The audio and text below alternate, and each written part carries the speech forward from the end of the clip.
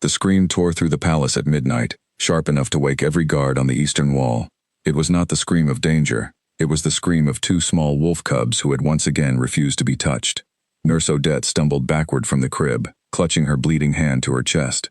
Blood dripped between her fingers and fell onto the marble floor of the royal nursery. The cub named Ash had bitten her, his tiny fangs already sharp enough to break skin, and his sister Wren was howling so loudly that the windows rattled in their frames. Alpha King Kale Ashgrave arrived within seconds, his bare chest still damp with sweat from a training session he had cut short the moment the alarm bell rang. He filled the doorway of the nursery like a wall of muscle and fury, his golden eyes flashing with the wolf just beneath his skin. "What happened?" he said. It was not a question. It was a command, wrapped in a low growl. Odette bowed her head, refusing to meet his eyes. "My king. I only tried to feed him. He would not stop crying, so I picked him up, and he bit me. I am sorry. I cannot do this anymore. No one can do this." Kale's jaw tightened. This was the fifth caretaker in 3 months. Before Odette there had been Maris, who quit after 2 weeks with deep scratches on her arms. Before Maris there had been his own sister, Bryony, who had tried out of love and left the nursery in tears, swearing the cubs hated her. Before Bryony there had been 2 hired nannies from the Silverpine pack, both of whom fled in the middle of the night without collecting their pay. The cubs simply would not bond, not with anyone. Kale crossed the room and looked down into the crib. His children stared back up at him, their small wolf ears flattened against their heads, their tiny bodies trembling with exhaustion from crying. They were only 4 months old, born the same night their mother took her last breath. Kale's mate, Ilaria, had died bringing them into the world, and ever since then the twins had rejected every hand that reached for them, as though some part of them was still searching for a scent that would never return. The healers had warned him this could happen. A cub who lost its mother too soon sometimes could not form a new bond, no matter how hard anyone tried. Without a bond, a wolf cub would grow weak. Without a bond, they might never learn to shift properly, might never grow into their strength, might remain fragile and sickly for the rest of their lives. Kale had buried his mate only 4 months ago, and now he stood at the edge of losing his children too, not to death, but to a wound of the heart that no medicine could heal. "Leave us," he told Odette gently, softer now, aware his earlier tone had frightened her. She bowed and hurried from the room, cradling her injured hand. Alone with his children, Kale knelt beside the crib. He reached in slowly, the way he might approach a wounded animal in the forest, and rested his large hand near Wren's tiny paw. She flinched away and began to whimper again, her small body curling into her brother's for protection. Ash bared his baby teeth at his own father, a warning that broke something inside Kale's chest. "I am your father," Kale whispered. "I would never hurt you.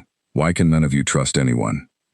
Neither cub answered, of course. They only cried harder, filling the nursery with a sound of pure grief that no 4-month-old creature should have been capable of making. By morning, the whole palace was whispering. Servants spoke of it in the kitchens. Guards murmured about it on the walls. The pack elders gathered in the council chamber, their faces grim, discussing what this meant for the future of the Blackthorn pack. A future alpha who could not shift because he had never bonded with a caregiver was a danger not just to himself, but to the entire pack's strength and standing among the other packs of the Northern Territories. "We must find someone," said Elder Fenwick, tapping his cane against the stone floor. "Anyone. A wet nurse from the farthest village if we must. The cubs need a mother's bond, or as close to one as we can create." "We have tried everyone of proper rank," said another elder, a stern woman named Corvina. "Every beta female in this pack who is unmated has offered herself for the position. All of them have failed." Fenwick's old eyes narrowed in thought. "Then perhaps we are looking in the wrong place. Perhaps rank has nothing to do with it." Corvina scoffed. "You cannot mean placing an Omega in the royal nursery. It would be an insult to the pack's honor. Omegas are the lowest rank we have. They have no true wolf strength. What could one of them possibly offer the Alpha King's own children?" "Comfort, perhaps," Fenwick said quietly. "Something no one else has managed to give them." Word of the desperate suggestion eventually reached the kitchens, where a young woman named Lyra was elbow-deep in dishwater, scrubbing pots long after the other kitchen workers had gone to sleep. She was an Omega, the lowest and most looked-down-upon rank among wolf shifters, and she had learned long ago that survival meant staying quiet, working hard, and never drawing attention to herself. Lyra had come to the Blackthorn pack 2 years earlier, with nothing but the clothes on her back, and a past she never spoke of. She kept to herself, ate her meals alone, and slept in a small room near the pantry that smelled of onions and old flour. The other kitchen staff were not cruel to her, but they were not kind either. Omegas were simply beneath notice in most wolf packs, tolerated but never respected, useful for menial work but never trusted with anything of importance. That night, as Lyra dried the last pot and hung it on its hook, the head cook Mabel bustled into the kitchen looking flustered. "Lyra, thank the moon you are still awake. I need someone to carry a tray up to the nursery. The night servant fell ill, and everyone else has already gone to bed." Lyra wiped her hands on her apron. "Of course.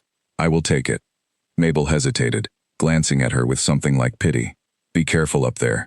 The little ones have been screaming for hours. No one has been able to calm them. It is not a pleasant place to be tonight." Lyra only nodded.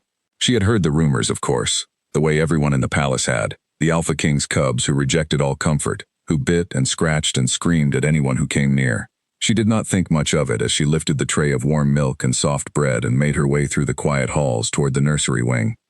The closer she got, the louder the crying became. By the time she reached the nursery door, the sound was almost unbearable. Two small voices raw with exhaustion and sorrow. The guard posted outside the door looked at her with surprise. "You are here for the tray? Just leave it by the door. No one is allowed inside except approved caretakers." "There is no one else awake to bring it in properly," Lyra said. "Should I not set it on the table so it does not spill?" The guard sighed, clearly too tired to argue. "Fine, quickly then, and do not touch the cubs." Lyra stepped into the nursery, and the sight that greeted her nearly broke her heart. Two tiny cubs, no bigger than kittens in their wolf forms, lay curled together in a large crib, their fur damp with tears, their small chests heaving with sobs that seemed too big for their bodies. There was no nurse in the room at all. Whoever had been assigned to watch them that night had apparently given up and stepped out, unable to bear the crying any longer. Lyra set the tray down on the table as instructed. She should have left immediately. That was what the guard had told her to do. But something in her chest ached at the sight of those two abandoned little creatures, crying alone in the dark with no one to comfort them. She thought of her own childhood, of nights when she too had cried alone with no one coming. Without deciding to, she found herself walking toward the crib. "Hush now," she whispered, her voice soft as falling snow. "Hush, little ones, you are not alone." The moment her voice reached them, something shifted. The crying did not stop instantly, but it changed, softened, as though the cubs were listening. Lyra reached out slowly and let her hand rest gently on the crib's edge, not touching them yet, simply letting her scent drift toward them on the night air. Wren was the first to lift her small head. Her wolf eyes, still cloudy with the innocence of infancy, blinked up at Lyra with something like curiosity. Ash followed a moment later, his tiny nose twitching as he caught her scent. "That is right," Lyra murmured, kneeling beside the crib now. "I am here. You do not have to cry anymore." Slowly, cautiously, Wren crawled across the crib on unsteady paws and pressed herself against Lyra's outstretched hand. Ash watched for a moment longer, then followed his sister, until both cubs were nestled against Lyra's palm, their small bodies finally still. Lyra's breath caught in her throat. She had not expected this. No one had expected this. She lifted the cubs gently into her arms, one against each shoulder, and they melted into her hold as though they had been waiting for exactly this moment their entire short lives. Their frantic, exhausted crying faded into soft, hiccuping breaths, and within minutes, both cubs were asleep, more peacefully than they had slept in months. The guard, who had crept to the doorway to check on the strange silence, stood frozen in disbelief. He had never once seen the cubs settle for anyone, not even the Alpha King himself. Lyra did not notice him at first. She was too focused on the tiny, warm weight of the cubs against her, on the strange and unfamiliar feeling blooming in her chest, something that felt dangerously close to love for two children who were not hers, and never could be. It was Wren who broke the silence, mumbling something in her sleep, a small sound barely more than a breath. "Mama." Lyra froze. Surely she had misheard. Surely a 4-month-old cub could not speak, could not possibly form such a word with any real meaning behind it. But then Ash stirred against her other shoulder, and in his sleep, he murmured the very same word. "Mama." The guard at the door made a strangled sound of shock before turning and sprinting down the hallway, shouting for someone, anyone, to wake the Alpha King immediately. Lyra sat frozen in the rocking chair by the crib, two sleeping cubs cradled against her, her heart pounding so loudly she was certain it would wake them again. She did not know what this meant. She did not know what would happen next. All she knew was that for the first time in longer than she could remember, someone needed her, wanted her, had chosen her without knowing anything about her rank or her past or her worth.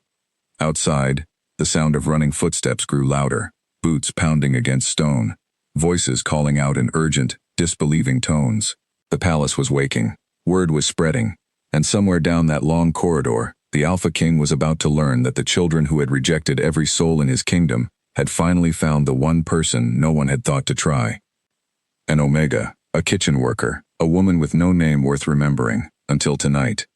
Lyra looked down at the two small faces resting peacefully against her, and for reasons she could not explain, tears gathered in her own eyes.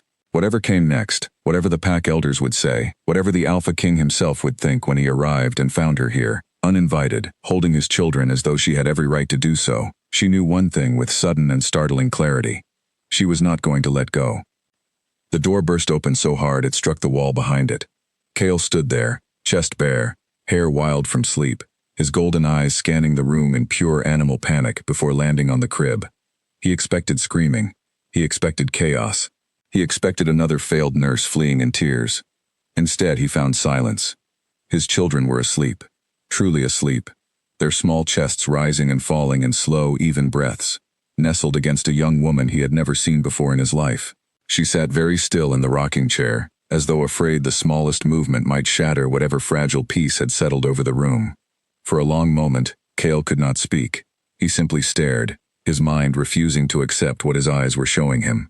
He had watched healers try potions and herbs. He had watched his own sister weep with frustration. He had watched nurse after nurse flee this very room in pain and defeat. And now, in the middle of the night, a stranger in a kitchen apron sat holding his children as though it were the most natural thing in the world. "Who are you?" he finally managed, his voice rough with disbelief rather than anger. Lyra's head snapped up. Seeing the Alpha King standing in the doorway, half-dressed and clearly torn from sleep, she felt her whole body go rigid with fear. She had touched his children without permission. She had broken every rule about her place in this palace.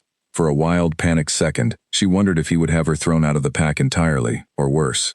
"My king," she whispered, careful not to raise her voice and wake the sleeping cubs. "Forgive me. I only brought the night tray. There was no one else to bring it, and when I arrived, they were crying, and there was no nurse in the room. I did not mean to overstep." Cale stepped closer, moving with the slow, careful steps of a man approaching something he did not fully understand. He looked down at his children, really looked, and saw something he had not seen in 4 long months. Peace. Real, deep peace. The kind that came only from feeling safe. "They let you hold them," he said quietly. "They came to me," Lyra corrected, equally quiet. "I did not reach for them. I only spoke, and they came on their own." Cale crouched beside the rocking chair, bringing himself eye level with his sleeping children. He reached out one large finger and gently touched Wren's tiny paw. She did not stir, did not flinch, did not whimper the way she always did at his touch. She simply slept on, secure in the warmth surrounding her. His throat tightened with an emotion he had not allowed himself to feel since Ilaria's death. Hope. "What is your name?" he asked. "Lyra, my king. I work in the kitchens." Something in his expression shifted at that. A flicker of surprise, though he did his best to hide it. An Omega, of course. The lowest rank in the pack. Someone whose presence in these halls would normally draw nothing but disregard. And yet here she sat, succeeding where noble women and trained healers had failed entirely. "They spoke," Cale said suddenly, remembering what the guard had shouted before sprinting off in a panic. The guard said they spoke a word. Lyra's cheeks warmed, and she looked down at the twins, uncertain how to explain something she barely understood herself. "They said, Mama, my king," in their sleep. I do not know if it meant anything, or if it was simply a sound they have heard before and repeated without understanding. Cale was silent for a long moment, studying the two small faces so peacefully at rest. His mate had never gotten the chance to hold them, to sing to them, to be called by that word even once. And now, in the depths of grief and desperation, his children had reached for a stranger and called her exactly that. It should have hurt. Perhaps some distant part of him did ache at the unfairness of it. But mostly, watching his children breathe easily for the first time since their birth, he felt only overwhelming relief. "Do not move," he said, rising to his feet. "I am summoning the healer to examine them while they sleep peacefully, and I am summoning the elders as well. This changes everything." Lyra's heart pounded with fresh anxiety. "My king, I only meant to help for one night. I have duties in the kitchen at dawn. Surely there are others more suited to caring for the young prince and princess than someone of my rank."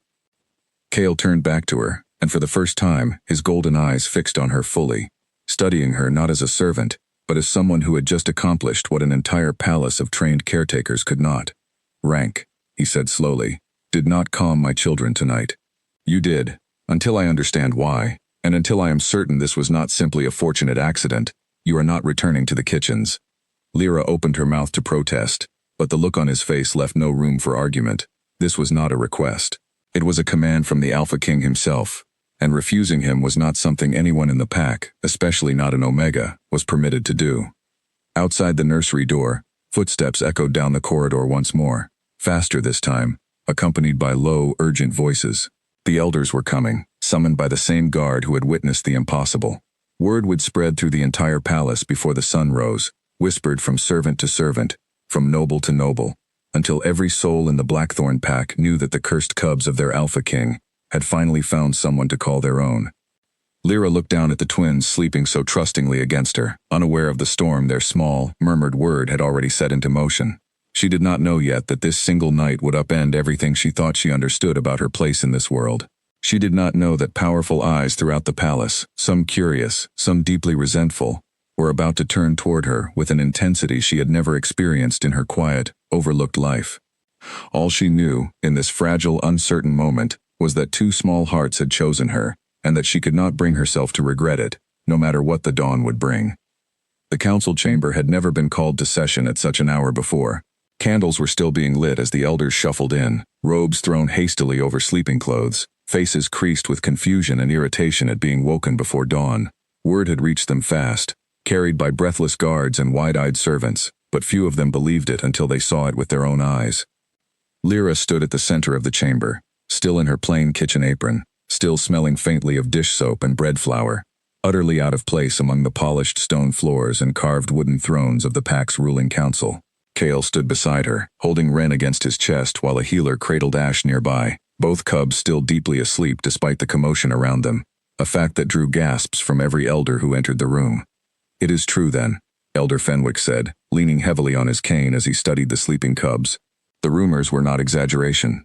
They calmed within minutes," Kale confirmed, his voice carrying an authority that silenced the room. "They have not slept this soundly since the night they were born." A woman near the back of the chamber scoffed loudly enough for everyone to hear. Seraphine, a beta noblewoman with sharp cheekbones and sharper eyes, stepped forward with her chin lifted high. She had spent months positioning herself as a companion to the Alpha King, visiting the nursery often, offering assistance that was always politely declined. She had believed, quietly and confidently, that she would eventually be the one the cubs bonded with, cementing her place at Kale's side forever. "Forgive me, my king," she said, her tone dripping with false sweetness. "But is it wise to place such trust in an Omega we know nothing about? For all we know, this could be some trick, some manipulation to gain favor she does not deserve." Lyra's cheeks burned, but she kept her eyes forward, refusing to shrink beneath the woman's glare. She had faced worse than cruel words in her life. She would not crumble now. "I did not seek this out," Lyra said quietly, her voice steady despite her racing heart. "I was delivering a tray. The cubs came to me on their own. I have no interest in tricks, my lady. I only wanted them to stop crying." Elder Corvina studied Lyra with narrowed eyes, clearly unconvinced. An Omega has no strength to offer growing cubs. What use is comfort without the strength to protect and guide them as they mature? This could be a temporary calm, nothing more. We cannot build the future of this pack on a passing comfort. "Then we will test it," Kale said firmly, cutting through the rising argument before it could spiral further. "Lyra will remain in the nursery. If the bond holds, if my children continue to thrive under her care, then rank will no longer be a matter of discussion. Results will speak louder than titles in this chamber." Seraphine's jaw tightened, but she said nothing further, merely inclining her head in reluctant deference to the Alpha King's decision. Behind her carefully composed expression, however, something cold and calculating had already begun to take root. She would not simply step aside and watch some nameless kitchen worker steal the position she had worked so hard to claim. The council reluctantly agreed to Kale's terms, and within the hour, Lyra found herself standing in a nursery suite far grander than anything she had ever imagined living in. A soft bed sat beside the twins' crib. A wardrobe stood empty, waiting to be filled with proper clothing befitting her new position. The room smelled of lavender and warm cedar, nothing like the onion-scented pantry room she had called home for 2 years. She sat carefully on the edge of the bed, still in disbelief at how quickly her world had shifted. Just hours ago she had been scrubbing pots in the kitchen, invisible to nearly everyone around her. Now she was expected to raise the Alpha King's own children, watched by an entire pack, resented already by at least one powerful noblewoman. A soft knock sounded at the door. Cale entered, having finally dressed properly in a simple tunic, though exhaustion still shadowed his eyes. "They are sleeping in the crib now," he said, glancing toward the connecting door of the nursery. "For the first time, I did not have to sit with them until they cried themselves into stillness." "I am glad," Lyra said honestly. "They deserve peaceful sleep." Cale studied her for a long moment, something unreadable passing behind his golden eyes. "You understand, this position is not simple. The pack will watch you closely. Some will resent you. Some may try to see you fail, or worse, see you removed entirely. I understand, my king. Why did you not simply leave the tray at the door as instructed?" he asked suddenly, curiosity clear in his voice. "The guard told you to. You could have avoided all of this." Lyra considered the question carefully before answering. "Because I heard them crying, and no one was comforting them. I know what it feels like to cry alone in the dark, with no one to answer. I could not simply walk away, even though I knew I probably should have." Something shifted in Cale's expression at her words, a flicker of understanding, perhaps even recognition. He did not ask further about her past, though the question clearly lingered behind his eyes. Instead, he nodded once, a gesture that felt strangely like respect. "Rest while you can," he said, moving toward the door. "The cubs will likely wake within a few hours, and I suspect tomorrow will bring its own difficulties, regardless of tonight's success." He was not wrong. By mid-morning, word of the Omega nursemaid had spread through every corner of the palace, and not all of it kindly. Servants whispered in the halls, some in genuine wonder, others in open scorn. Nobles who passed Lyra in the corridors regarded her with expressions ranging from curiosity to open disdain, several refusing to acknowledge her presence at all, as though pretending she did not exist might somehow undo what had happened in the nursery the night before. Seraphine made her opinions known loudly and often, holding court among the other beta women in the sitting rooms, questioning aloud how long this arrangement could possibly last, suggesting that an Omega lacked the discipline and strength necessary to properly raise future leaders of the pack. Her words traveled quickly, carried by eager ears back to the kitchens, back to the guards, back eventually to Lyra herself, who heard them secondhand from a sympathetic maid delivering breakfast. Still, Lyra kept her focus where it mattered most. The twins woke mid-morning, and rather than the frantic crying that had defined their entire short lives, they simply reached for her, small paws grasping at her sleeves the moment she leaned over the crib. She fed them, bathed them, sang softly while rocking them to calm their fussiness, and slowly, steadily, the palace began to witness something it had not seen in 4 long months. 2 healthy, content, thriving cubs.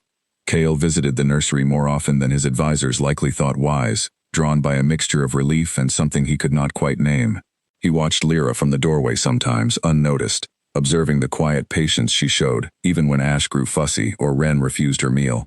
She never raised her voice, she never showed frustration. She simply adjusted, soothed, and tried again, treating the twins with a gentleness that seemed to come as naturally to her as breathing. One evening, nearly a week after that first fateful night, Cale found himself in the nursery long after the twins had fallen asleep, watching Lyra fold small blankets by candlelight. "You have not asked for anything," he observed, breaking the comfortable silence between them. "No higher wages, no better quarters, no recognition beyond what has been given. Most in your position would have asked for far more by now." Lyra looked up, mildly surprised by the observation. "I have more than I have ever had, my king.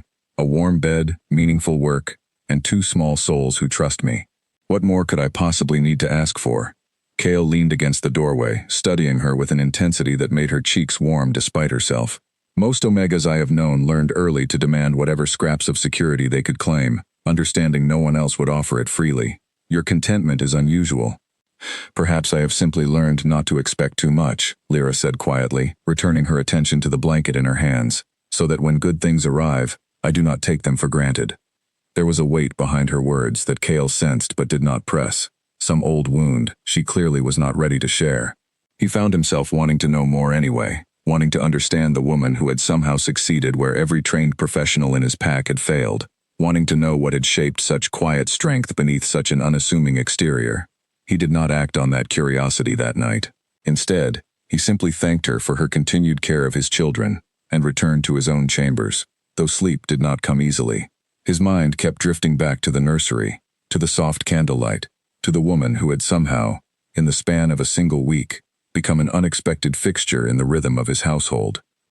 Meanwhile, in the eastern wing of the palace, Seraphine sat before her mirror long after midnight, brushing her hair with sharp, agitated strokes as she plotted her next move.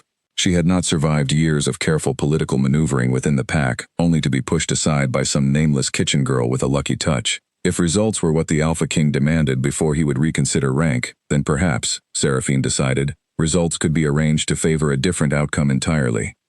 She did not yet know how, but she was patient, and she was determined, and somewhere in the palace, an opportunity would eventually present itself. All she needed to do was wait, and watch, and be ready to strike the moment Lyra's guard came down even slightly. The nursery, meanwhile, remained peaceful, unaware of the storm quietly gathering just beyond its walls. Days passed, and the rhythm of the nursery began to settle into something Lyra had never expected to feel again: routine, safety, and quiet joy. Wren had taken to grabbing fistfuls of Lyra's hair whenever she was lifted from the crib, giggling in her sleep-filled way, while Ash had developed the habit of pressing his small face against Lyra's shoulder the moment he grew tired, as though her presence alone was enough to lull him toward rest. Not everyone in the palace found the change so easy to accept. In the servant quarters, opinions remained sharply divided. Some of the older kitchen staff, who had known Lyra only as a quiet, hard-working Omega content to remain unnoticed, now regarded her with a mixture of pride and disbelief. Mabel, the head cook, made a point of visiting the nursery whenever her duties allowed, beaming with something close to maternal pride at the sight of her former dishwasher now caring for the pack's most precious children. "I always said you had a gentle heart," Mabel told her one afternoon, watching Lyra coax Ash into finishing his meal with patient, soft-spoken encouragement. "I just never imagined it would carry you this far." "Neither did I," Lyra admitted, smiling faintly. "Some days I still expect to wake up back in the pantry." "Well, do not wake up too soon," Mabel said with a wink. "This suits you far better than scrubbing pots ever did." Not all reactions were so warm. Among the higher-ranking pack members, resentment simmered just beneath polite smiles and careful words. Whispers followed Lyra through the halls whenever she was required to leave the nursery for supplies or fresh air, noblewomen exchanging pointed glances, some outright refusing to step aside when she passed, forcing her to walk around them instead. She endured it all with the same quiet composure she had carried her entire life, refusing to let their disdain reach the surface, though it cost her more than she ever let anyone see. Kale, for his part, began making small changes that did not go unnoticed by the watchful eyes of his court. He requested Lyra's presence at more meals, ostensibly to discuss the cub's progress, though their conversations often drifted well beyond nursery matters, into subjects far more personal. He asked about her preferences, her comfort, whether her new quarters suited her needs. He began, without quite realizing it himself, to seek her opinion on matters entirely unrelated to childcare, valuing her quiet wisdom in ways he had not expected from someone the pack had always dismissed as beneath consideration.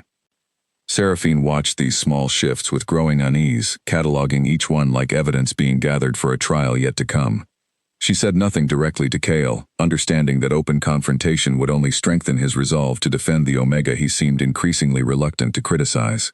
Instead, she began cultivating alliances among the more traditional elders, planting careful seeds of doubt about the wisdom of allowing an unranked Omega such unprecedented closeness to the Alpha King and his heirs.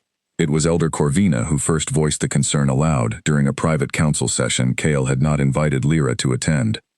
"The bond between the cubs and the girl is undeniable," Corvina admitted grudgingly, "but I worry the Alpha King's own attachment grows at a pace that concerns this council. An Omega as a caretaker is one matter. An Omega positioned as something more entirely changes the nature of this discussion." Kale's expression remained carefully neutral, though something tightened in his chest at her words. "My children's well-being is the only matter under discussion here, Elder Corvina, nothing more." But even as he said it, some quiet, honest part of him wondered if that was entirely true anymore.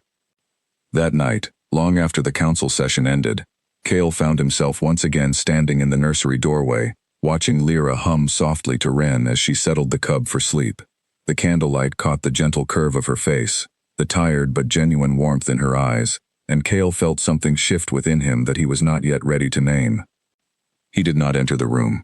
He simply watched a while longer, then turned and walked away, carrying with him a growing certainty that whatever this was becoming between them, it would not be easily contained by rank, tradition, or the disapproving whispers echoing through his palace halls. The scream that woke Lyra that night was not one of the cub's cries. It was her own, torn from a nightmare she had not had in over a year, one that dragged her back to a village she had spent 2 years trying to forget. She sat upright in the darkness, chest heaving, sweat cold against her skin. For a moment, she did not know where she was, could not separate the nursery around her from the burning memory of her past. Slowly, the familiar shapes of the room settled back into focus. The crib, the wardrobe, the soft glow of moonlight through the window. She was safe. She reminded herself firmly. She was safe. In the crib, Wren stirred and let out a small, worried whimper, sensing her caretaker's distress even in sleep. Lyra forced herself to breathe steadily, rising to check on the cubs before the sound could wake Ash as well. She rested a gentle hand on Wren's back until the cub settled once more, then sank into the rocking chair, unwilling to return to sleep and risk facing the nightmare again. The memory refused to fade so easily. It rarely did. 3 years ago, Lyra had belonged to a different pack entirely. A smaller territory, nestled in the southern hills where her family had lived for generations. She had not always been alone. She had once had a mother, a father, even a younger brother who used to follow her everywhere, begging her to teach him how to track scents through the forest the way their father had taught her. Then the sickness came, a plague that swept through neighboring wolf territories, striking pups and elders hardest. Half the pack's children fell ill within weeks, and desperate healers searched for any explanation, any cause they could point toward and blame. Lyra, still young herself but already regarded with the quiet suspicion Omegas often faced, became an easy target when rumors began to spread that her family's strange reclusive habits had somehow invited misfortune upon the pack. It was not true. It had never been true. But truth mattered little to a frightened pack searching for someone to blame. Her family was cast out within a single moon cycle, stripped of their place among their own kind, forced to wander with nothing but what they could carry. Her brother, weakened already from hunger and exposure during their exile, did not survive the following winter. Her parents, broken by grief and shame, separated not long after, each disappearing into their own private sorrow, leaving Lyra entirely alone by the time she reached her 16th year. She had wandered for months before finding her way to the Blackthorn Pack's territory, exhausted, starving, and utterly without hope. She had expected to be turned away here as well. Instead, Mabel had found her collapsed near the kitchen entrance one rainy evening and, without asking too many questions, had simply brought her inside, fed her, and offered her work. Lyra had built her entire existence since then around remaining small, unnoticed, and unremarkable, understanding through painful experience exactly what happened to Omegas who drew too much attention, who dared to stand out, who allowed themselves to hope for anything beyond quiet survival. And now here she was, standing at the very center of the Alpha King's household, watched by an entire pack, resented by powerful nobles, cherished by 2 small children who called her mama, without any understanding of what that word might cost her if this fragile arrangement ever collapsed. The nightmare had been of her exile, of the pack elders' cold, condemning faces, of her brother's small, still form beneath a blanket of frost. She pressed her palms against her eyes, willing the images away, and did not notice at first that she was not alone in the room. Lyra. She startled, turning to find Kale standing in the doorway, concern etched clearly across his features. He must have heard her cry out, must have come immediately despite the late hour. "I am sorry," she said quickly, embarrassed. "I did not mean to wake anyone. It was only a dream." Kale stepped further into the room, his golden eyes studying her with a gentleness she was not accustomed to receiving. It did not sound like only a dream. Lyra looked away, unwilling to meet his gaze, afraid of what he might see if she let him look too closely. "It was nothing, my king. Please, return to your rest. The cubs are settled again." But Kale did not leave. Instead, he crossed the room and settled into the small chair beside the rocking chair, close enough that she could feel the warmth radiating from him, though he made no move to touch her. "You spoke once," he said quietly, "of knowing what it means to cry alone in the dark with no one to answer. I have wondered since then what you meant by it. I will not force you to share what you do not wish to, but I would like to understand, if you are willing to let me." For a long moment, Lyra said nothing, torn between years of careful self-protection and a sudden, overwhelming urge to finally let someone see the truth she had carried alone for so long. Something about the quiet sincerity in his voice, the patient way he waited without pressing, finally broke through her carefully built walls. Slowly, haltingly, she told him. She told him of her family, of the sickness that swept through her childhood pack, of the cruel and baseless blame that fell upon her family simply for being different, for being Omega, for being an easy target in a moment of collective fear. She told him of her brother, of the winter that took him, of her parents' quiet unraveling in the aftermath. She told him of years spent wandering, of learning to survive by remaining invisible, of finally finding shelter and purpose within the walls of his own kitchen. Cale listened without interruption, his expression growing darker with quiet anger at the injustice she described, though his anger was never directed at her, only at the pack that had failed her so completely. "That was not justice," he said finally, his voice low and controlled despite the fury simmering beneath it. "That was cruelty dressed as caution. Your family deserved protection, not exile." "I know that now," Lyra said softly. "I did not always believe it. For a long time, I wondered if perhaps they were right to blame us, if there was something about my family, about me, that invited such misfortune." "There was not," Cale said firmly, leaning forward slightly. "You have done nothing since arriving here but bring healing to a household that desperately needed it. My children thrive because of you. That is not misfortune, Lyra. That is a gift." Something warm and fragile bloomed in Lyra's chest at his words, a feeling she was almost afraid to trust after so many years of disappointment. She looked up at him, finding his golden eyes fixed on her with an intensity that made her breath catch. "Thank you," she whispered, "for listening." "Thank you for trusting me enough to share it," he replied. They sat together in comfortable silence for a while longer, the weight of her confession settling gently between them rather than driving them apart. When Cale finally rose to leave, he paused at the door and looked back at her. "You are not invisible here, Lyra. Not to my children, and not to me." He left her with those words hanging in the quiet air of the nursery, and long after he had gone, Lyra sat awake, turning them over in her mind, allowing herself, for the first time in years, to believe that perhaps her past did not have to define the entirety of her future. But even as comfort settled over the nursery that night, danger continued gathering elsewhere in the palace. Seraphine had grown tired of waiting for opportunity to present itself naturally. That same evening, while Cale sat with Lyra in the nursery, Seraphine met quietly with a disgraced former guard in the shadowed corner of the Eastern Gardens, a man dismissed from service months earlier under suspicion of theft, a man desperate enough for coin and reinstatement to agree to nearly anything asked of him. "The protective wards around the nursery," Seraphine said quietly, pressing a small pouch of silver into his palm. "I need someone who understands how to weaken them without detection. Nothing dangerous, you understand. Simply enough to suggest carelessness, enough to raise doubt about the girl's suitability as a caretaker." The former guard studied the pouch, then studied Seraphine's determined expression, understanding immediately that this request carried risks far greater than she was admitting aloud. "And if something goes wrong?" he asked carefully. "If the wards fail entirely, and the cubs are put in true danger." Seraphine's expression did not waver. "Then we will simply say the incompetent Omega failed to notice the failing wards in time. Either outcome removes her from that nursery permanently. That is all that matters." The guard hesitated only a moment longer before pocketing the silver, sealing an agreement that would soon threaten far more than anyone in that shadowed garden fully understood. Morning came softly to the nursery, sunlight spilling through the tall windows and catching the dust motes drifting lazily above the crib. Lyra woke to the sound of Ash's contented babbling, a far cry from the desperate cries that had once defined the room. She smiled despite her exhaustion from the previous night, gathering both cubs into her arms for their morning routine. The days that followed carried a quiet warmth that Lyra had not known she was capable of feeling again.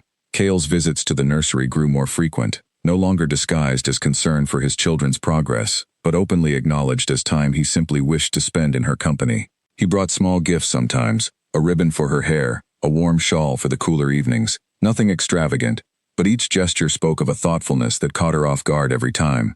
The twins, meanwhile, continued to flourish under her care, in ways that silenced even the harshest critics among the palace staff.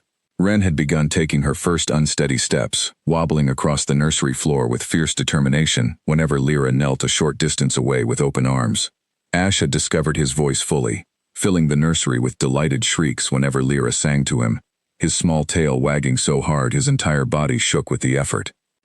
Even Elder Fenwick, who had first suggested placing an Omega in the nursery despite the council's objections, visited on occasion to observe the twins' progress, nodding with quiet satisfaction each time he witnessed their obvious happiness and health. "You have done what none of us believed possible," he told Lyra one afternoon, watching Wren toddle unsteadily toward a wooden toy across the room. The council owes you a debt of gratitude they may never fully admit aloud, but I see it clearly enough. I only wanted them to be happy, Lyra said simply. Everything else followed from that. Fenwick studied her for a long moment, something thoughtful in his aged eyes. Sometimes the simplest intentions accomplish what elaborate plans and rigid traditions cannot. Do not let anyone in this palace convince you otherwise, child.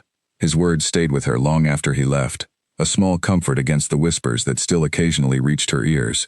The pointed glances from certain nobles who had not yet accepted the shift occurring within the palace's rigid hierarchy. Seraphine, notably, had grown quieter in recent days, no longer voicing her objections so openly in the sitting rooms and corridors. Lyra noticed the change but attributed it, perhaps naively, to the noblewoman finally accepting the reality of the situation.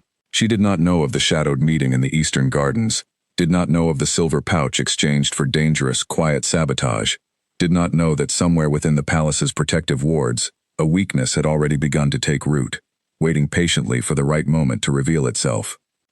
That evening, as Lyra settled the twins for sleep and hummed the same soft lullaby that had become their nightly ritual, she felt a rare and genuine sense of peace settle over her. For the first time since her family's exile so many years ago, she allowed herself to imagine a future that extended beyond mere survival, a future that included warmth, belonging, and perhaps even love. She did not yet know how quickly that fragile peace was about to be tested. It began with a cough, small and easily dismissed at first. Ash had never been a particularly fussy sleeper since Lyra's arrival, but on this particular night, he woke twice, his tiny body warm to the touch, his breathing slightly labored in a way that sent a cold spike of worry through Lyra's chest. By morning, the warmth had become a fever, and the fever had become alarming enough that Lyra sent immediately for the palace healer, her earlier peace shattered by mounting panic. Healer Osric arrived within minutes, his experienced hands moving carefully over the cub's small body as he checked for the source of the sudden illness. His expression grew increasingly grave as his examination continued, and when he finally straightened, his eyes carried a weight that made Lyra's stomach twist with dread. "This is not a common fever," he said slowly. "There is a strange residue on his skin, faint but unmistakable to a trained eye. Something has interfered with the protective wards surrounding this nursery, weakening the natural barriers that typically shield young cubs from environmental sickness." Lyra's blood ran cold. "The wards failed? How is that possible? I check this room every evening before the twins sleep." "Wards do not fail on their own without deliberate interference," Osric said carefully, his gaze lingering on her with an expression she could not quite read. "Someone tampered with them, and recently." Word spread through the palace with terrifying speed. By midday, guards had cordoned off the nursery wing entirely, and the council had convened an emergency session, their faces grim as they discussed the implications of a direct threat against the Alpha King's own children. Kale arrived at the nursery in a state Lyra had never witnessed before, his usual composed authority replaced by raw, barely contained fury and fear, his golden eyes practically glowing with the wolf straining just beneath his skin. "Who did this?" he demanded, his voice a low, dangerous growl that made even the guards shift uncomfortably. No answers came immediately, but suspicion, unfairly and swiftly, began to circle back toward the one person whose position in the nursery remained unusual enough to draw scrutiny. Elder Corvina, who had never fully accepted Lyra's presence despite the twins' obvious thriving, voiced the accusation first during the emergency council session. "The Omega has unrestricted access to this nursery at all hours," Corvina said pointedly, ignoring the outraged murmurs that rippled through those gathered who had come to respect Lyra's work. Perhaps this tampering was not the work of an outside enemy at all. Perhaps someone within these walls, someone perhaps unhappy with certain arrangements, sought to create a crisis that would draw sympathy and further cement an already unusual position. The accusation hung heavy in the chamber, and Lyra felt the weight of dozens of suspicious eyes turning toward her. She had expected resentment, she had expected whispered doubts. She had never expected to be accused of endangering the very children she had come to love as her own. "That is absurd," she said, her voice trembling despite her attempt to remain composed. "I would never harm them. I love them." "Love," Corvina repeated skeptically, "or ambition disguised as devotion. It would not be the first time an Omega sought to claim status through manipulation of those with true power." "Enough." Kale's voice cracked through the chamber like thunder, silencing every murmur instantly. He stood, his presence filling the room with undeniable authority, his eyes blazing as he turned toward Corvina. "I have watched this woman care for my children every single day for weeks. I have watched her go without rest, without recognition, without anything beyond the simple satisfaction of seeing them healthy and happy. She discovered Ash's fever before anyone else. She sent for the healer immediately. Does that sound to any of you like the actions of someone attempting to cause harm? Aye. Silence answered him, though not all faces in the chamber appeared fully convinced. Cale continued, his tone allowing no room for further argument. I will personally oversee an investigation into who tampered with those wards. Until the true culprit is found, Lyra remains exactly where she is, caring for my children, as she has every right to continue doing. Despite his firm defense, the damage of the accusation had already taken root. Lyra returned to the nursery that evening carrying a heaviness in her chest that no amount of Cale's reassurance could fully dispel. She sat beside Ash's small bed throughout the night, watching his fever slowly break under Osric's careful treatment, her mind replaying Corvina's cruel words over and over. Ambition disguised as devotion. Was that truly how some in this palace viewed her?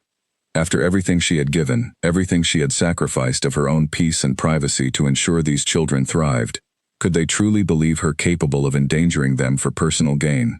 Wren, sensing her caretaker's distress even in the dim lamplight, crawled from her own crib and pressed herself against Lyra's side, small paws patting gently at her arm in a clumsy attempt at comfort.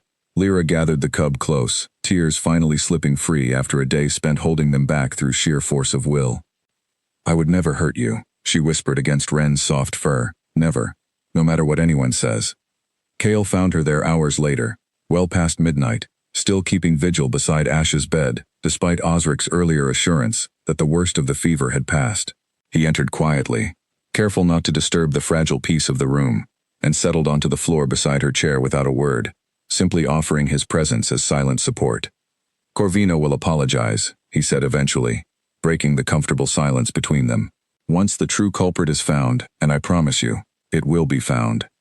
It does not matter whether she apologizes, Lyra said quietly, exhaustion heavy in her voice. The doubt has already been spoken aloud. Some in this palace will always wonder now, no matter what evidence proves otherwise. Cale reached out, gently taking her hand in his own, a gesture that sent warmth spreading through her despite the heaviness of the night. Then I will simply have to make certain my trust in you is spoken just as loudly, just as often, until no doubt can survive against it. Lyra looked at him then, really looked, and saw in his eyes not merely gratitude for his children's care, but something deeper, something that mirrored the fragile hope blooming quietly in her own chest despite everything working against it. Why do you trust me so completely? She asked softly. You have known me only a matter of weeks. Because I have watched you, Cale said simply. I have watched how you speak to my children when you believe no one else is listening. I have watched how you carry yourself even when this palace treats you with cruelty you have done nothing to deserve. Trust built on watching someone's true character, Lyra, does not require years to solidify.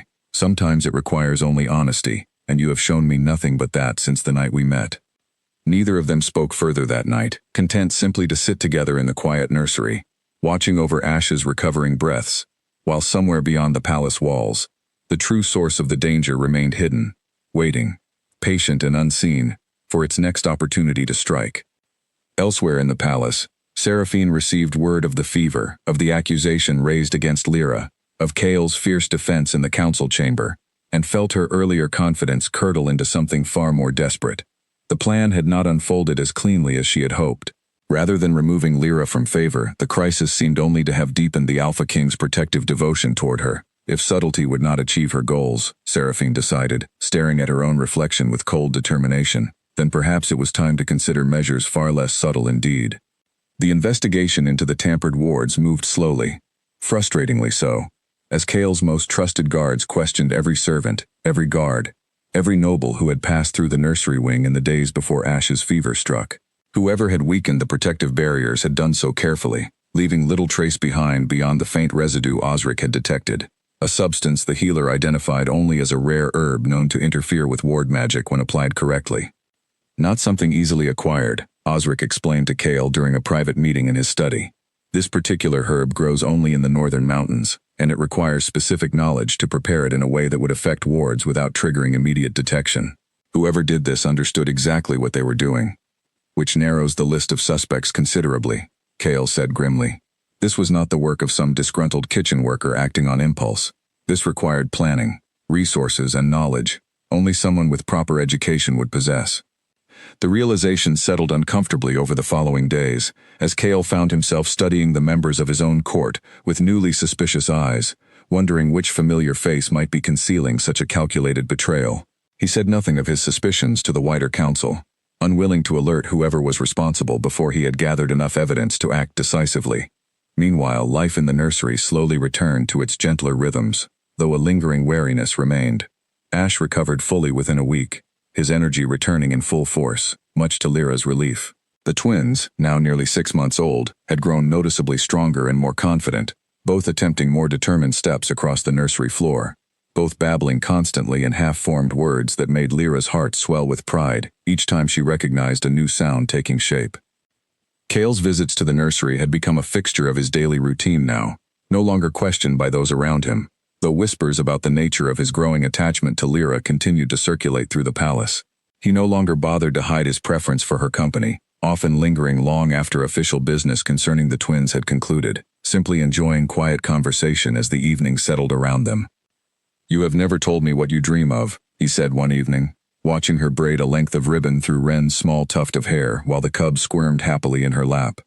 "Beyond caring for the twins, beyond surviving each day as it comes, what do you want for yourself, Lyra?" The question caught her off guard, and she considered it carefully before answering. "I have not allowed myself to want much beyond safety for a very long time. It felt foolish, perhaps even dangerous, to hope for anything more. And now?" Lyra glanced up at him, something vulnerable flickering across her expression. "Now I find myself hoping again, despite my better judgment. I hope for a home that feels permanent, rather than temporary. I hope for people who care for me not out of obligation or convenience, but because they genuinely choose to. I suppose, if I am honest, I hope for exactly what I have found here, though I am still afraid to trust it fully." Cale moved closer, settling beside her on the small bench near the window, close enough that his shoulder brushed against hers. "You have earned every bit of what you have found here, Lyra. Nothing about this is temporary, and nothing about my care for you, or the twins' love for you, is mere obligation." The weight of his words, spoken so plainly and sincerely, sent warmth spreading through her chest that had nothing to do with the crackling fire nearby. She looked up at him, finding his golden eyes fixed on her with an intensity that made her breath catch in her throat. "Cale," she whispered, using his given name for the first time since arriving in the nursery, a small but significant shift from the formal titles she had always maintained. He did not correct her.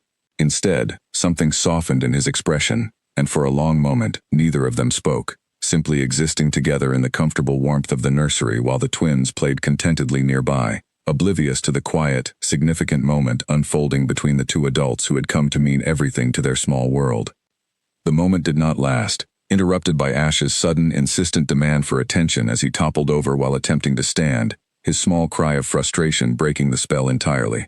Lyra laughed softly, moving to comfort him, and Cale watched her with an expression of such open affection that any lingering doubt about his feelings would have been impossible for an outside observer to miss. Had Seraphine witnessed that particular moment, her simmering desperation might have boiled over entirely. As it happened, she did not need to witness it directly. Rumors reached her regardless, carried by servants eager to share palace gossip, each account more detailed than the last, painting a clear picture of an Alpha King rapidly falling for the very Omega Seraphine had once dismissed as beneath serious consideration. She spent that evening in her chambers, pacing before her fireplace, turning over increasingly desperate schemes in her mind. The failed sabotage had accomplished nothing beyond deepening Cale's devotion to Lyra. Direct accusation had failed as well, dismissed swiftly by Cale's fierce public defense. If she wished to remove Lyra from the palace entirely, she would need something undeniable, something that could not be explained away or defended against, something that would force even the most sympathetic observers to demand Lyra's immediate removal. An idea began to take shape in her mind, dangerous and drastic, but increasingly, in her desperation, it seemed the only path remaining. She would need help to execute it properly, help from someone with access to the palace's inner workings, someone willing to risk everything for the right price. She thought immediately of the disgraced guard who had already proven willing to accept her silver once before. Perhaps, she decided, it was time to ask considerably more of him this time, regardless of the risks involved for everyone caught within her unraveling scheme. Seraphine met the guard, a lean, hard-eyed man named Corin, in the same shadowed corner of the eastern gardens where their first arrangement had been struck. The night air was cold, carrying the scent of frost across the neatly trimmed hedges, and Corin's breath fogged as he listened to her latest proposal with growing unease. "You want me to plant stolen goods in her quarters?" he repeated slowly, as though hoping he had misheard. "Palace treasures. Enough to suggest theft on a scale that cannot be dismissed or forgiven." "Precisely," Seraphine said, her voice cold and steady, despite the desperate calculation behind her eyes. "An Omega caught stealing from the royal treasury cannot remain in a position of trust, regardless of how the Alpha King feels about her. Theft against the pack itself carries consequences even his affection cannot overturn." Corin shifted uncomfortably, glancing around the shadowed garden as though expecting guards to emerge from the darkness at any moment. The wards incident already drew suspicion toward unusual activity in this palace. "Another scheme so soon carries considerable risk, my lady. If I am caught, the punishment will not be gentle." "You will not be caught," Seraphine assured him, though her confidence rang somewhat hollow even to her own ears. "I have access to a private treasury key, taken carefully and without detection. You need only place a few select items among her belongings while the nursery sits empty during the evening meal. The rest will unfold naturally once the items are discovered." Corin hesitated a long moment, clearly weighing the silver pouch already promised against him against the very real danger such a scheme carried. Desperation, however, had a way of narrowing a man's choices, and Corin's circumstances since his dismissal from guard duty had grown increasingly dire. Debts had piled against him. Opportunities for honest work had dwindled considerably once word of his earlier dismissal spread through the surrounding villages. "Very well," he said finally, accepting the heavier pouch Seraphine offered without further protest. "I will need 2 days to arrange the timing properly, to ensure no one witnesses my presence near her quarters."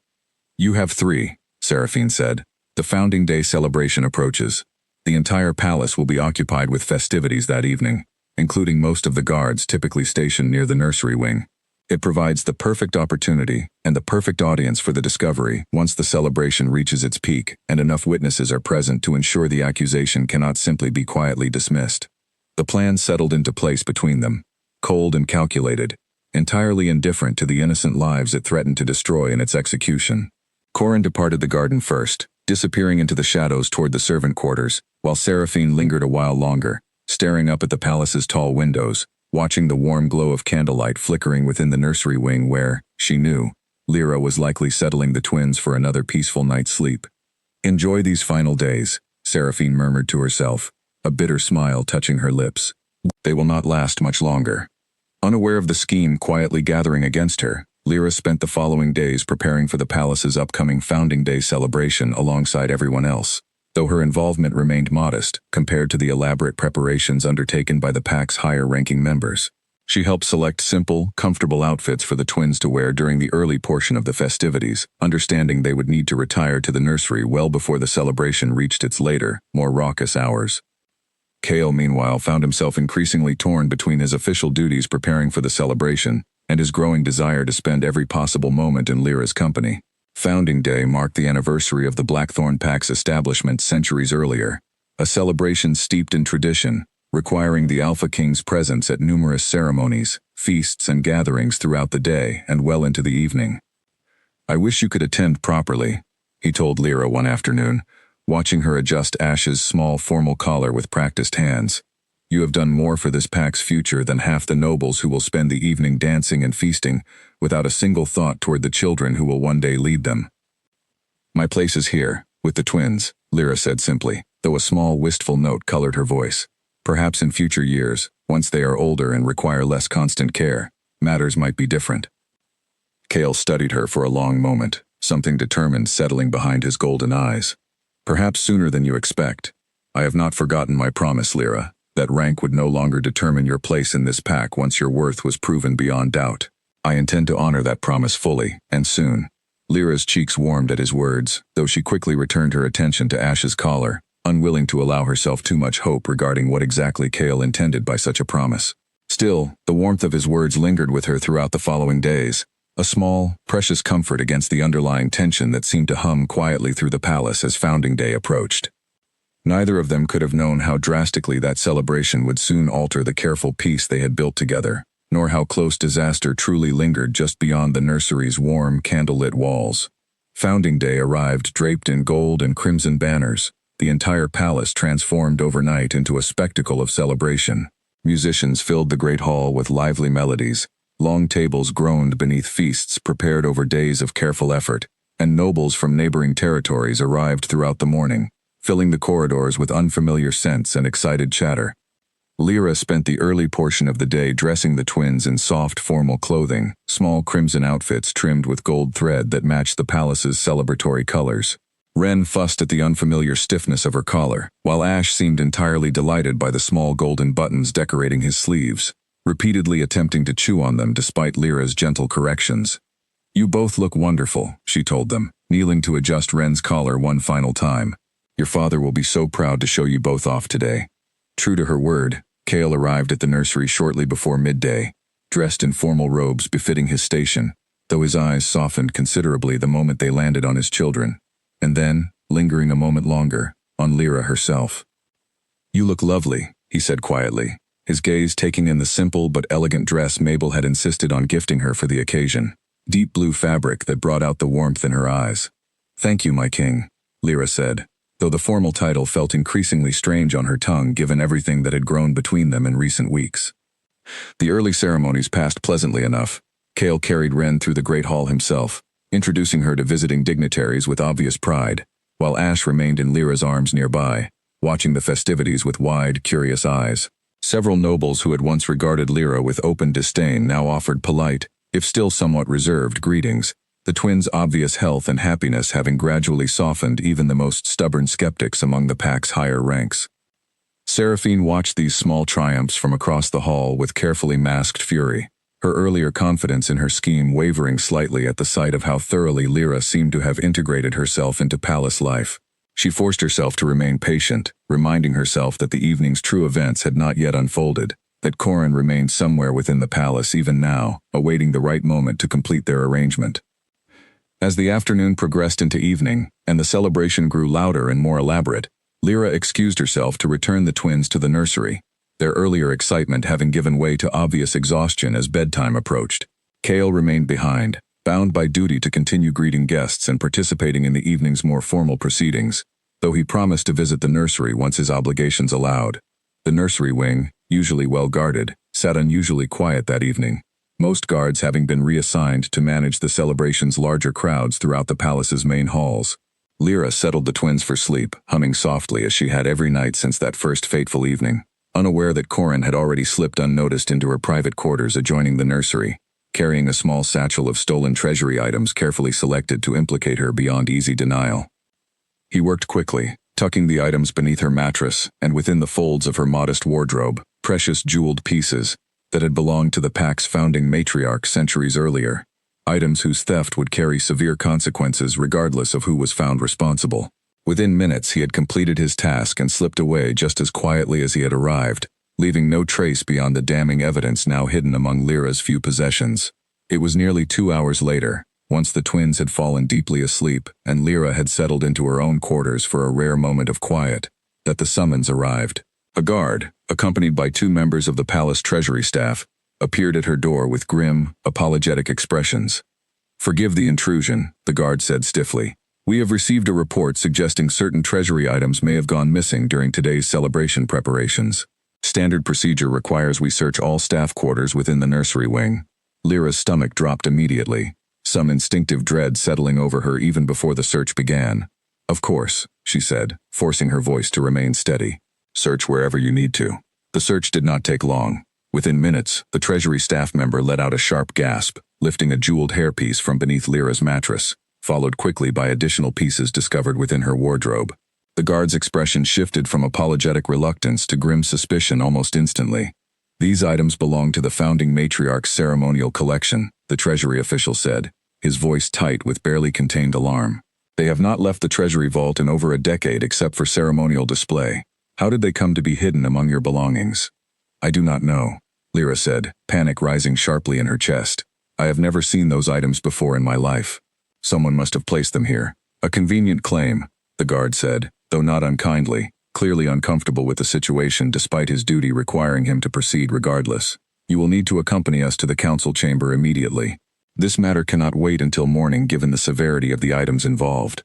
Word of the discovery spread through the celebration with devastating speed, reaching Kale just as he stood engaged in polite conversation with a visiting alpha from a neighboring territory.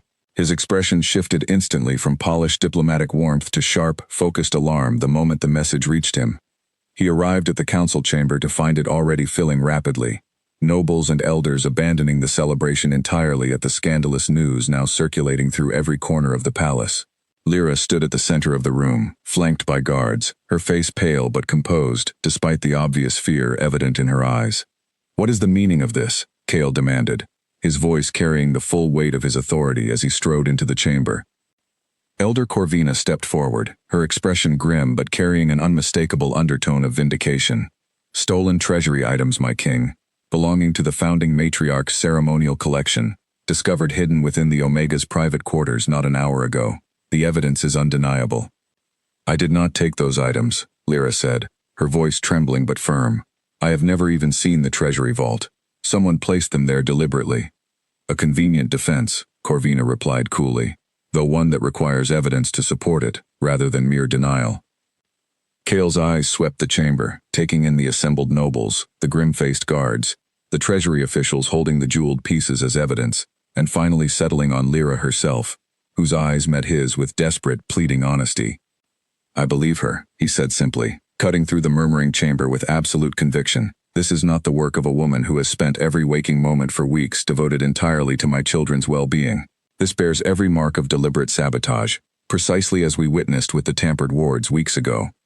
"Belief is not evidence, my king," Corvina countered, though her tone carried noticeably less confidence than before against Cale's unwavering certainty.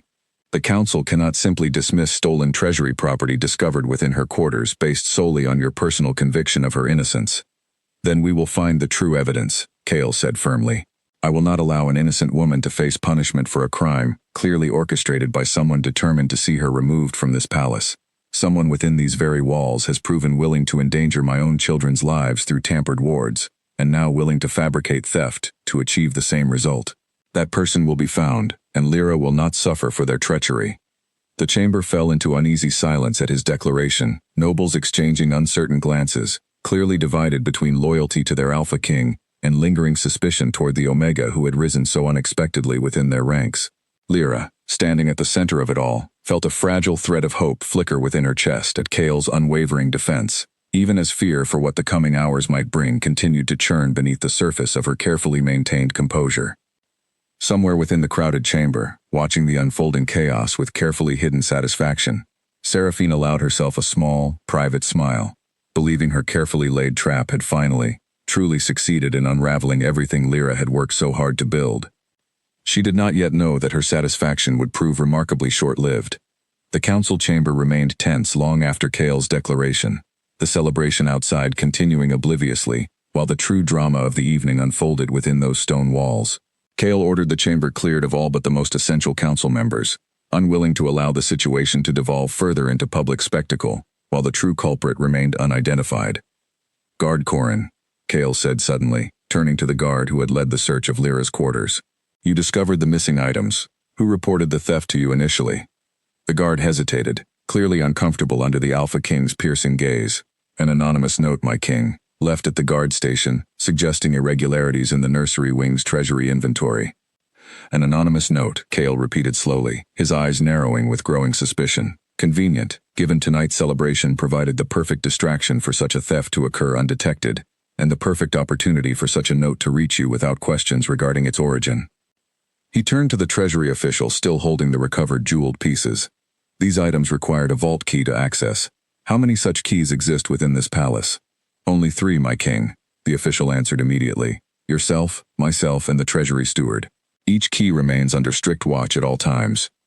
"Then explain to me," Cale said, his voice growing dangerously quiet, "how these items came to be removed from a vault requiring one of only 3 carefully guarded keys, without any of those 3 key holders reporting suspicious activity prior to tonight."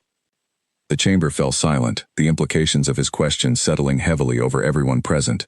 Elder Fenwick, who had remained largely quiet throughout the earlier proceedings, stepped forward thoughtfully. "Perhaps, my king, we should examine who among this palace's residents possessed both the motive and the opportunity to orchestrate such an elaborate scheme, particularly given the earlier incident involving the nursery's protective wards.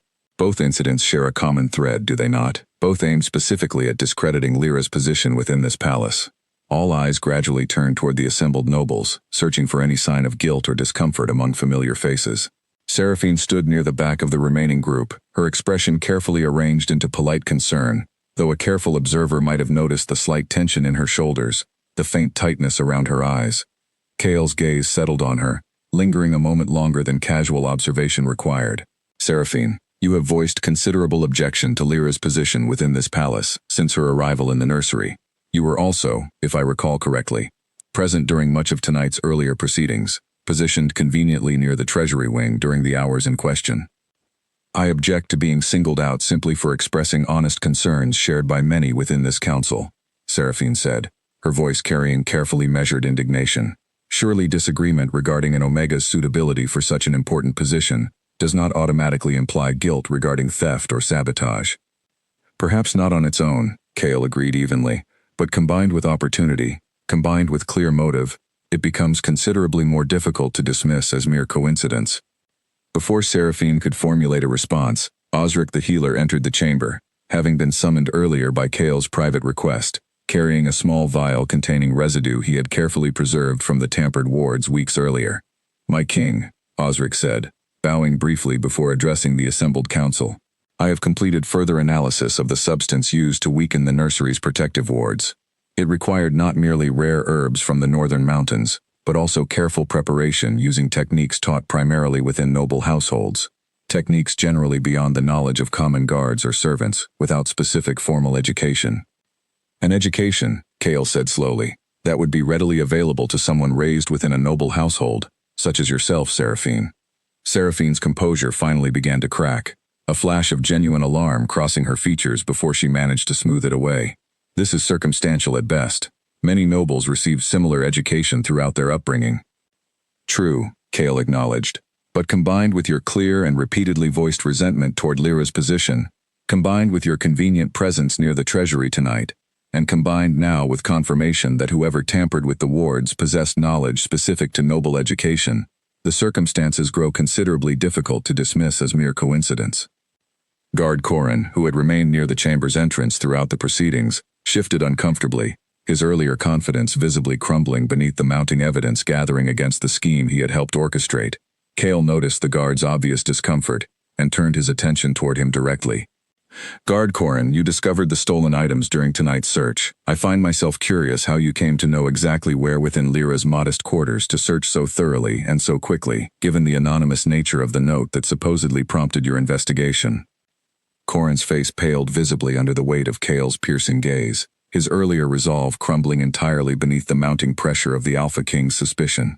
Desperate men, Kael had learned long ago through years of leadership, rarely maintained their courage once genuinely cornered. Corin stammered, glancing nervously toward Seraphine, who stared back at him with a warning so sharp it might have cut steel. I received instruction regarding where to search, my king. I did not act entirely alone in tonight's events. Instruction from whom? Kael pressed, his voice low and dangerous.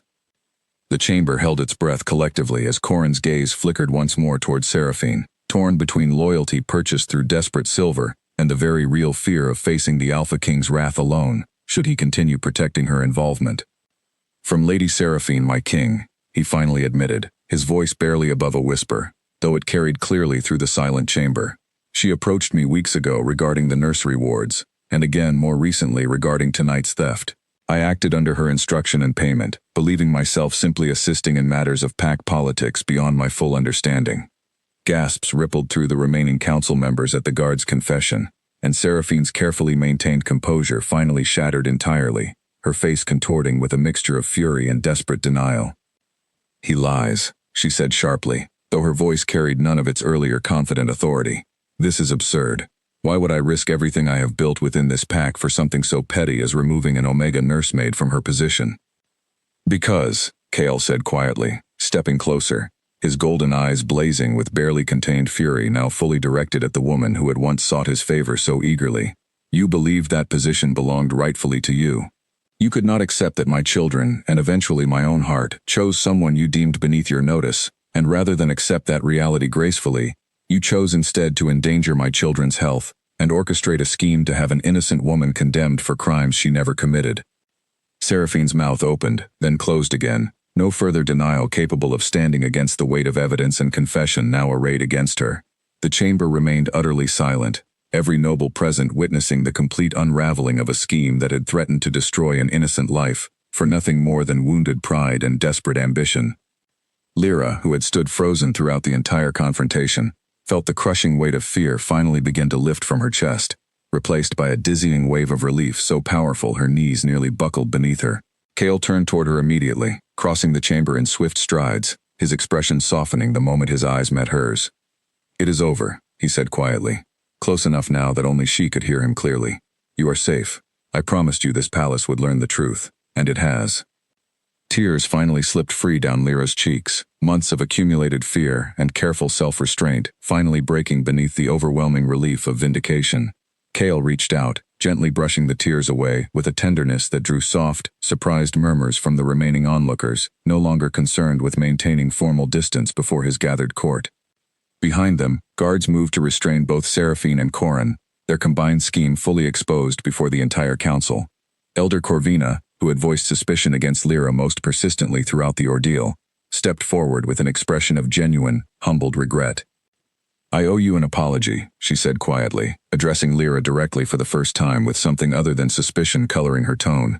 "I allowed old prejudices to cloud my judgment regarding your character. I see now how thoroughly mistaken I was." Lyra, still trembling slightly from the evening's overwhelming events, managed a small, genuine smile despite everything. "Thank you, Elder Corvina. I understand fear of the unknown. I only hope this proves that judgment should be based on actions rather than rank." As guards led Seraphine from the chamber, her earlier composure entirely abandoned in favor of furious, desperate protests, Cale remained close beside Lyra, one hand resting protectively against the small of her back, silently promising that whatever challenges remained ahead, she would not face them alone. The celebration outside continued, unaware of the drama that had unfolded within the council chamber, but for those who had witnessed the night's events firsthand, the Founding Day celebration would forever be remembered not merely for its traditional festivities, but for the moment truth finally triumphed over jealousy, and an Omega once dismissed as unworthy proved herself, beyond any remaining doubt, exactly where she belonged. In the days that followed Seraphine's exposure and exile, the palace seemed to exhale collectively, the tension that had simmered beneath its surface for weeks finally dissolving into something lighter, more genuine. Seraphine had been stripped of her noble title and banished from Blackthorn territory entirely, her fate now bound to wander much as Lyra once had, a bitter irony not lost on those who had witnessed the full scope of her scheming. Corin, though punished for his role in the conspiracy, received a somewhat lighter sentence after cooperating fully with the investigation, his confession having proven instrumental in revealing the truth.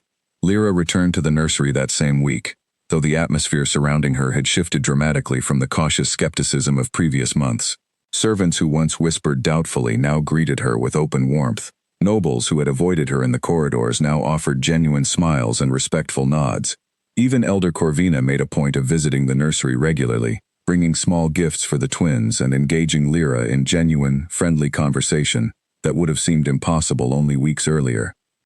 The twins themselves, blissfully unaware of the danger that had briefly threatened their small world, continued to thrive under Lyra's devoted care. Ren had mastered walking entirely now, toddling confidently across the nursery floor with an energy that kept everyone around her constantly alert. Ash had begun forming his first real words beyond the instinctive murmur that had started everything months earlier, his vocabulary growing daily under Lyra's patient encouragement.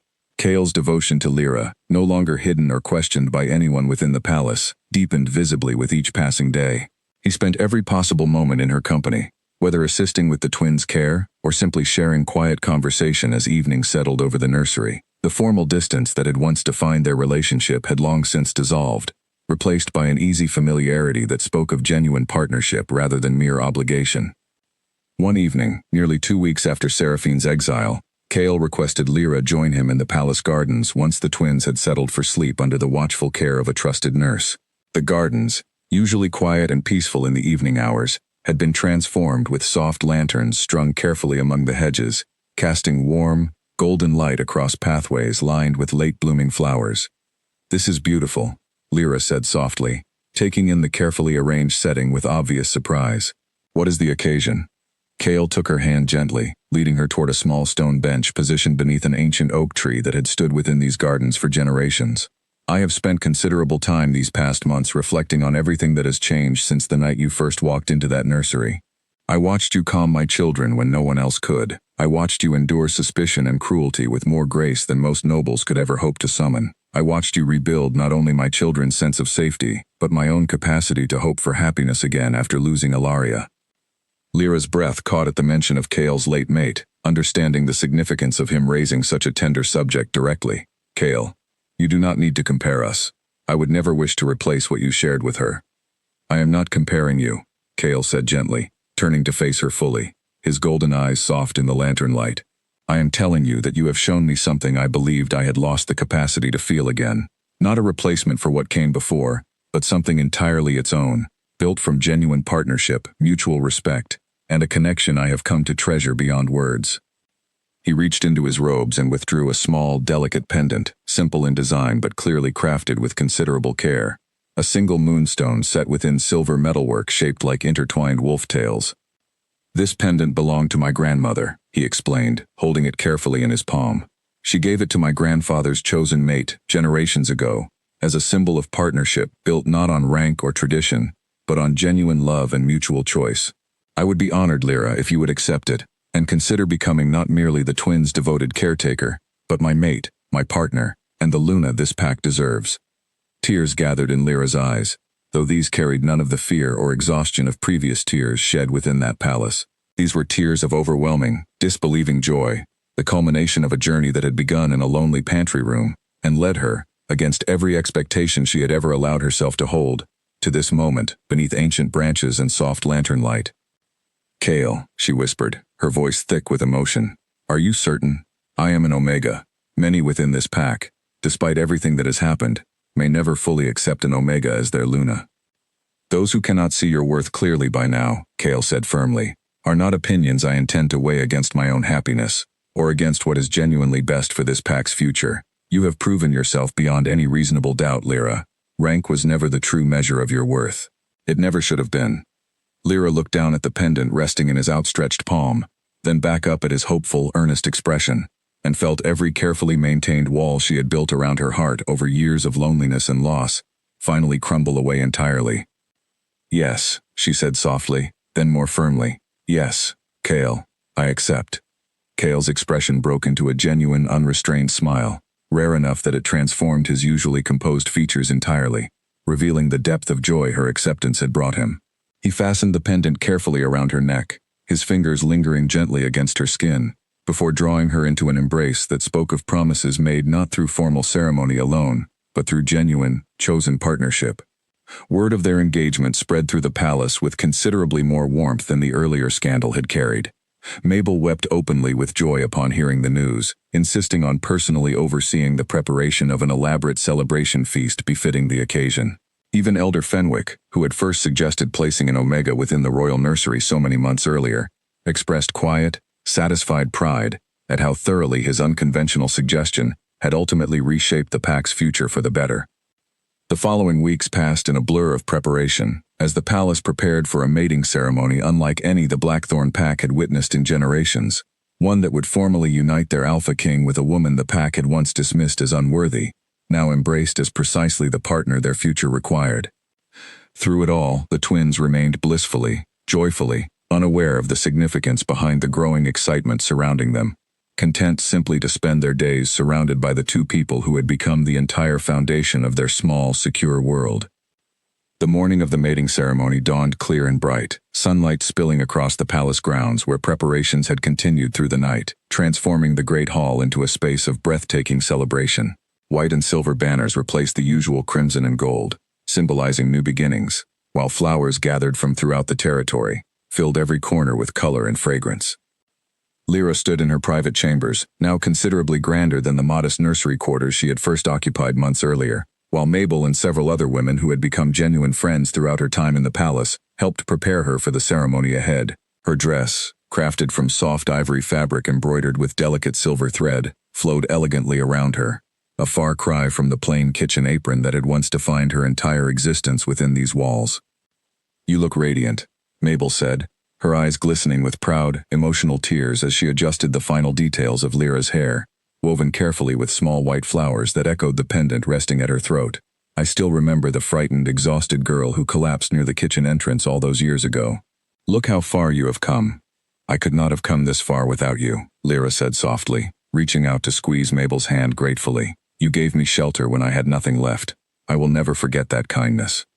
Outside her chambers, the palace buzzed with anticipation, guests having arrived from neighboring territories throughout the previous days, eager to witness the unprecedented union between their Alpha King and the Omega, whose story had already begun spreading throughout wolf packs across the northern regions. A tale of resilience, quiet strength, and love triumphing over rigid tradition. Kale waited at the front of the great hall as the ceremony began, dressed in formal robes of deep blue and silver, his expression carrying none of the guarded composure that had once defined his public presence. Instead, pure, unrestrained joy shone clearly in his golden eyes as he watched Lyra make her way slowly down the flower-strewn aisle toward him, flanked on either side by the twins, now old enough to toddle proudly alongside her, each clutching one of her hands with fierce, determined concentration.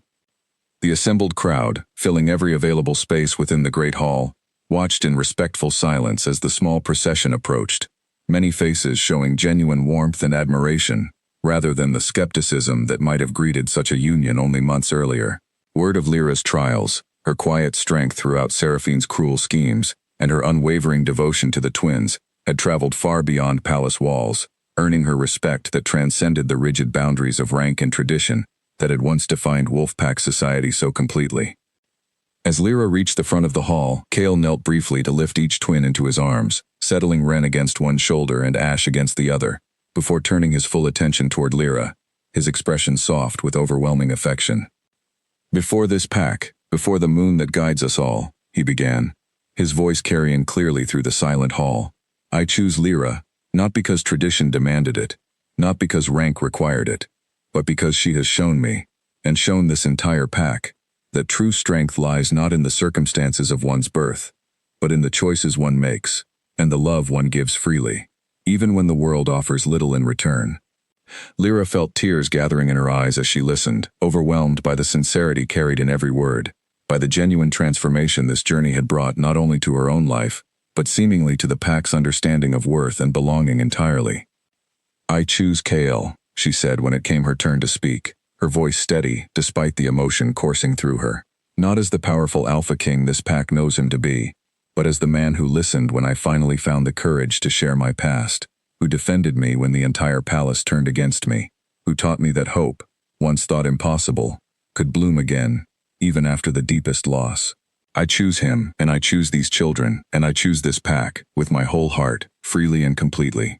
The traditional exchange of vows continued, weaving ancient words of partnership and loyalty with the deeply personal promises the couple had already proven to each other through months of trial and devotion. When the ceremony concluded, and Kale finally drew Lyra into an embrace that sealed their union before the entire assembled pack, the great hall erupted into joyful celebration, applause and cheers echoing off the high stone ceilings as flower petals rained down from the balconies above. The feast that followed carried on well into the evening, filled with laughter, music, and dancing that spilled out into the palace gardens beneath a clear, star-filled sky. Ren and Ash, thoroughly exhausted from the day's excitement, eventually fell asleep in their parents' arms, their small faces peaceful and content amid the ongoing celebration around them. Late in the evening, as the festivities continued around them, Kale and Lyra slipped away briefly to the same garden bench where he had first proposed weeks earlier, the twins now sleeping soundly in a nearby bassinet beneath the watchful eye of a trusted guard. Do you remember? Kale said quietly, wrapping an arm around Lyra's shoulders as she leaned contentedly against him. The night we first met, I stormed into that nursery expecting chaos, expecting another failed attempt at calming my children, and instead, I found you. I remember being terrified, Lyra admitted with a soft laugh. I thought certainly you would have me thrown out of the palace entirely for touching your children without permission. Instead, Kale said, pressing a gentle kiss against her temple, you gave them, and eventually me, exactly what we did not know we were missing. A home built on genuine love rather than obligation, a family chosen freely rather than assigned by rank or circumstance. Lyra turned slightly, looking up at him with quiet wonder still lingering in her expression despite everything that had unfolded over these past months. I never imagined, that night carrying a simple dinner tray through the palace halls, that I would find exactly this, a family, a true home, People who love me, not despite who I am, but because of it. The pack loves you now too, Kale reminded her gently. Truly, deeply, not merely tolerating your presence, but celebrating it. You changed something fundamental within these walls, Lyra, something I believe will outlast us both, teaching this pack that worth is never determined by rank alone. As if sensing the tender moment unfolding between their parents, Wren stirred within the nearby bassinet, her small voice breaking softly through the quiet garden air. Mama. The word, spoken now with clear, deliberate intention rather than the sleepy murmur of that very first night months earlier, carried a weight of certainty that made both Kale and Lyra smile with matching, overwhelming joy. Lyra rose immediately, lifting her daughter gently into her arms, while Kale reached to lift Ash as well, the small family gathering together beneath the stars in a moment of pure, uncomplicated happiness. Yes, little one, Lyra murmured softly against Wren's soft hair, her heart overflowing with a love she had once believed herself unworthy of ever receiving. Mama is here. Mama will always be here.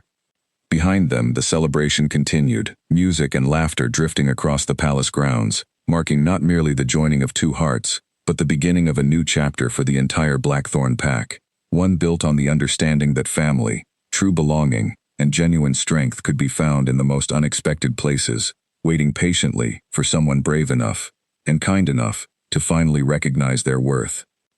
In the years that followed, the story of the Omega who calmed the Alpha King's rejected cubs, who endured cruelty and scheming with quiet grace, and who ultimately became beloved Luna of the Blackthorn pack, spread throughout wolf territories far beyond their own borders, inspiring countless other packs to reconsider the rigid traditions that had long dictated a person's worth, based solely upon the circumstances of their birth.